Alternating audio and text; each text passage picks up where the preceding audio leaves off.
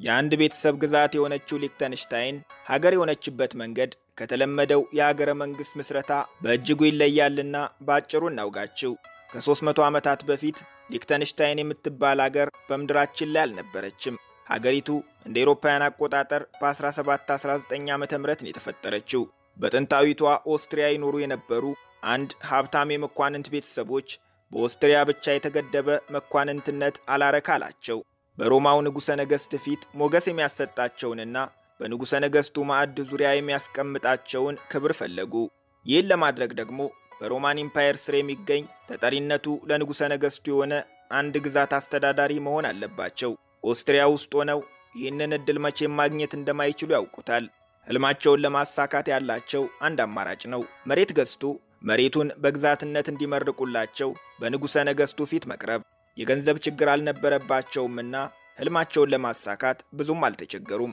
እንደ አውሮፓውያን አቆጣጠር በ1699 ከካውንት ጃኮባኒ ባል ሶስተኛ የሺለንበርግን፣ በ1712 ደግሞ የቫዱዝን ግዛቶች በግዢ ጠቅልለው በሮማው ገዢ ቻርለስ አራተኛ ፊት ቀርበው ግዛታችንን ይመርቁልን አሏቸው። ለንጉሠ ነገሥቱ ያላቸውን ታማኝነት አጓድለው የማያውቁ የተከበሩ የመኳንንት ቤተሰቦች ናቸውና ጥያቄያቸው ተቀባይነትን አገኝቶ እንደ አውሮፓውያን አቆጣጠር በ1719 ተጠሪነቷ ለሮማው ገዢ የሆነች ሊክተንሽታይን የምትባል ግዛት ተፈጠረች። ከ12ኛው ክፍለ ዘመን ጀምሮ ከሀብትና ከስልጣን ማማ ወርደው የማያውቁት ሃውስ ኦፍ ሊክተንሽታይን በመባል የሚታወቁት የሊክተንሽታይን ቤተሰቦች በዚህ መንገድ ዓለማችን ላይ አንድ አገር ጨመሩ። የሊክተንሽታይን ልዑላዊ ቤተሰቦች በታሪክ አጋጣሚ በብዙ ፈተናዎች ውስጥ ቢያልፉም ራሳቸውን ብቻ ሳይሆን የሀገራቸውን ኢኮኖሚም ከፍ ያደረጉ፣ ዜጎቻቸውን በሀብት ማማ ላይ ያፈናጠጡ ስኬታማ ቤተሰቦች ናቸው።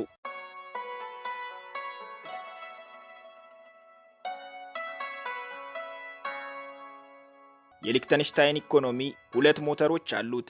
የመጀመሪያው ሞተር ኢንዱስትሪ ነው። ኢንዱስትሪ ለሀገሪቱ አጠቃላይ ኢኮኖሚ 40 ከመቶውን ገቢ ያመነጫል።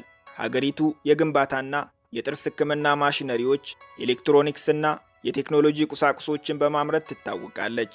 የሀገሪቱን ዜጎች የሚያህል ቁጥር ያላቸውን ሰራተኞች ቀጥሮ የሚያሰራው ግዙፉ የኮንስትራክሽን ማሽነሪዎች አምራች ድርጅት ሂልቲ ትውልዱም እድገቱም ሊክተንሽታይን ውስጥ ነው። ሂልቲ በመላው ዓለም 32000 ሰራተኞች ያሉት በዓመት 6.3 ቢሊየን የስዊዝ ፍራንክ ገቢ የሚያመነጭና ዋና መቀመጫውን በሊክተንሽታይን ያደረገ ካምፓኒ ነው።